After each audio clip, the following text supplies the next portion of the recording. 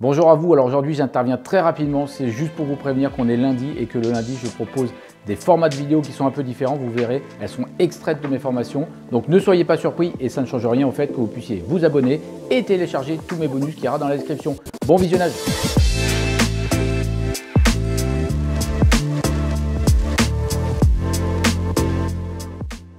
Bonjour, bienvenue sur cette vidéo. Alors aujourd'hui, vidéo un peu spéciale. On est toujours dans la formation pour les travaux, bien entendu.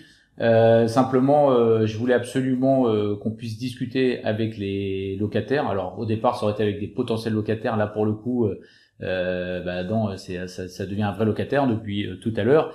Donc il va se présenter et l'idée, c'est vraiment de mettre en avant des points qui font que Adam, il a choisi ici, qu'il a vu autre chose, qu'il est habitué au déplacement et qu'il est habitué à des appartements. Donc l'idée c'est vraiment aussi de donner un état d'esprit parce que nous on rénove pour les locataires et on veut qu'ils soient bien, hein, c'est vraiment l'objectif qu'on met en avant dans cette formation. On va essayer de faire ressortir tous ces points et je trouve que pour faire ressortir ces points, le mieux encore c'est vraiment le discours du locataire.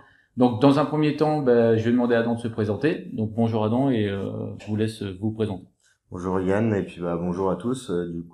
Adam, j'ai 27 ans. Je suis de Brest, je travaille pour la Socotec en tant que technicien génie civil spécialisé dans le nucléaire. Je me retrouve pas mal en grand déplacement sur le territoire français, voire même en Europe pour certaines missions. Que j'ai rencontré Yann via l'intermédiaire du Bon Coin. On est rentré en contact parce qu'il proposait un appartement à louer. C'est vrai que la prestation qui était proposée était pas mal intéressante. Déjà, la première des choses, c'est pourquoi, parce que là, tu étais déjà en mission dans le secteur, et pourquoi toi, tu as décidé de trouver un autre appartement? Je suis arrivé à la mi-juin dans le secteur et j'ai d'abord été chez l'habitant via Airbnb parce que j'avais mes congés qui arrivaient, c'était pas vraiment utile de prendre un appartement dans l'instant.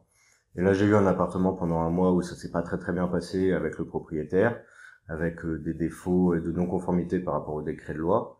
Et puis aussi des soucis de voisinage majoritairement parce que c'était des appartements pas très très bien isolés et puis on entendait un peu tout. C'est vrai que là-dessus Yann propose une prestation où il se permet entre guillemets de choisir les locataires. Donc c'est vrai que je suis beaucoup moins inquiet pour ce qui va se passer dans ce logement ici et puis je trouve que c'est un gros avantage.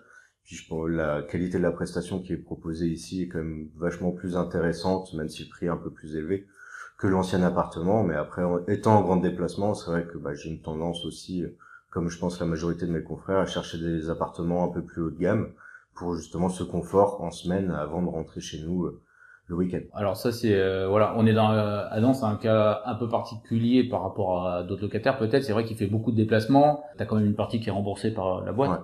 Ouais. Donc voilà, c'est vrai que c'est un peu particulier, mais ça veut dire aussi qu'il y a des clients, parce que nous, au final, t'es un client. Hein.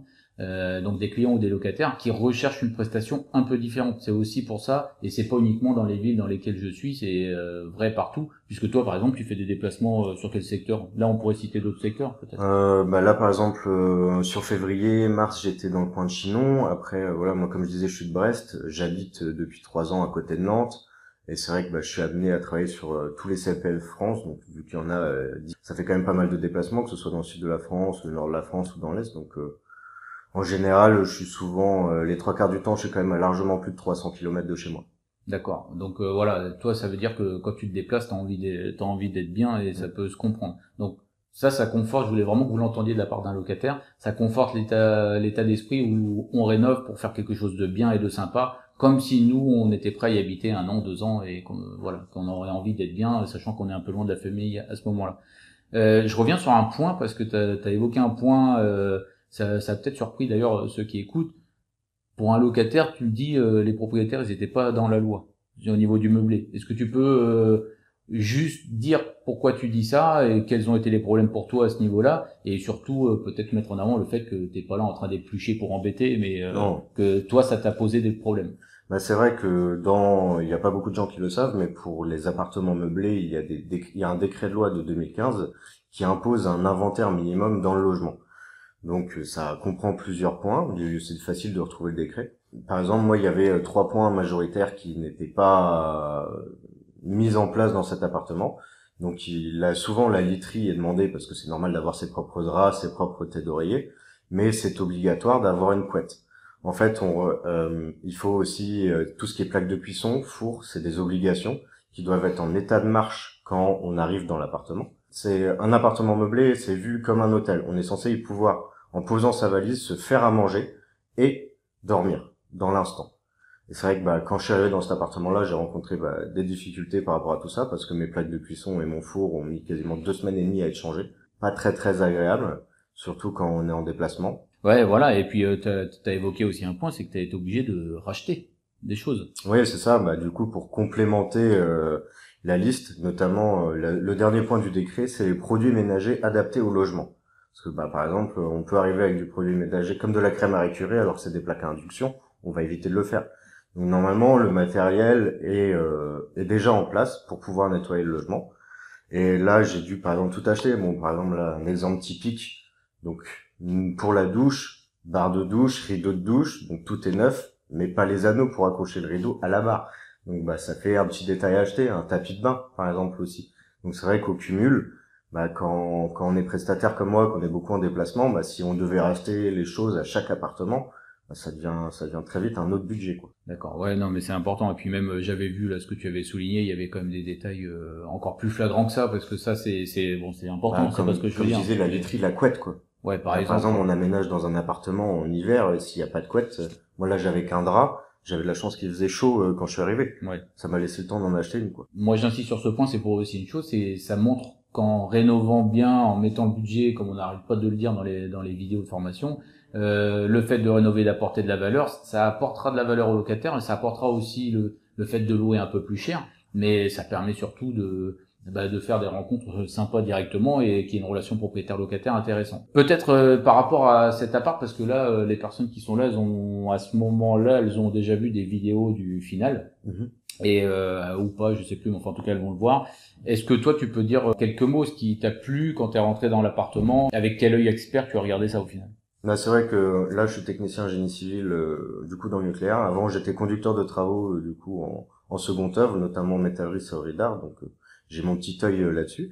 Mais c'est vrai que dans un premier temps quand on rentre dans l'appartement dans lequel je suis arrivé, c'est le contraste entre guillemets moderne et ancien. Parce qu'on retrouve la cheminée, on retrouve l'ancien plancher bois et les couleurs restent quand même associées à une cuisine qui est neuve, qui est quand même plutôt haut de gamme comparée à certaines.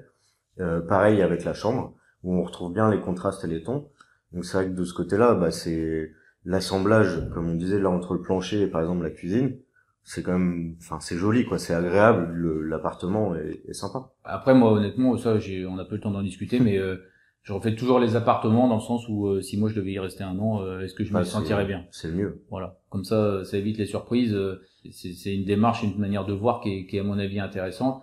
Et je pense que les personnes qui regardent, à force que je le répète, doivent commencer à bien l'entendre. Ils ont commencé à l'imprégner. Voilà. Et puis un deuxième truc peut-être aussi que toi que tu dois percevoir quand même, ça permet aussi de se différencier avec pas mal de personnes qui font du locatif finalement dans les secteurs dans lesquels vous êtes. À un moment on est obligé de faire mieux, on est obligé de faire bien et ça permet vraiment de le faire. En tout cas moi, mais c'est des secteurs dans lesquels j'ai pas trop d'équivalent autour, donc c'est plutôt intéressant. Si tu devais donner un conseil à un propriétaire qui est en train de se faire la main sur la rénovation, qui sait pas trop, vu que tu as quand même les pieds dans le bâtiment, est-ce que tu aurais un conseil à donner? Ce sera toujours intéressant. Après, comme tu le disais tout à l'heure, peut-être de pas hésiter, vous, en tant que propriétaire, à investir un peu plus au moment de la rénovation pour chercher justement une gamme qui peut attirer certains clients comme nous qui sommes en déplacement. Après, c'est vrai que ça peut limiter aussi la clientèle dans un autre sens, les clientèles à budget limité. Voilà, moi, au final, tu disais que ma société remboursait partiellement, mais mon appart en déplacement est remboursé totalement. Donc c'est vrai que j'ai le budget, quasiment un budget en carte blanche, qui est imposé, on va dire, j'ai une enveloppe où je peux piocher dedans. Donc c'est vrai que c'est plus facile pour faire des recherches. Mais bon, par exemple, l'avantage aussi de cet appartement-là, c'est qu'il n'y a pas de vis-à-vis, qu'on n'entend pas la rue. Et quand on est en déplacement, on a besoin, moi pour le boulot, j'ai besoin d'être au calme. Le soir, ou même le week-end, si je reste ici le week-end, c'est de pouvoir me reposer tout simplement. Et je rebondis là sur ce que tu me dis parce que ça m'y fait penser. Le voisin que tu vas voir en face, qui rentre pas demain mais lundi, lui vient ici et la première chose qu'il a dit c'est moi je veux être au calme. Ouais, c'est ça. Je veux être au calme. Donc vous voyez, ça c'est même un argument que j'ai mis dans mes annonces. Je sais pas si tu te rappelles. Oui, si, c'est Dans je choisis, voilà. je choisis les locataires, je me réserve le droit de choisir. C'est ça, et je précise vraiment que l'idée c'est d'avoir un environnement sympa et un voisinage sympa et que j'y accorde beaucoup d'importance à ce sérieux-là. Donc en fait, on sélectionne pour le coup une clientèle qui cherche aussi le calme et c'est intéressant. Bah, c'est un point positif. Ouais, c'est rassurant. Je trouve aussi. Bah écoute, je te remercie en tout cas pour ce retour. Je pense que ça va faire plaisir à tous ceux qui vont le voir. C'est quelque chose d'original. C'est quelque chose que je vais refaire avec des personnes. C'est toujours intéressant déjà de savoir les types de métiers, ce qui se passe en fonctionnement et en déplacement. En tout cas, merci. Et puis, bah écoutez, je vous dis à très bientôt pour la suite et une prochaine vidéo.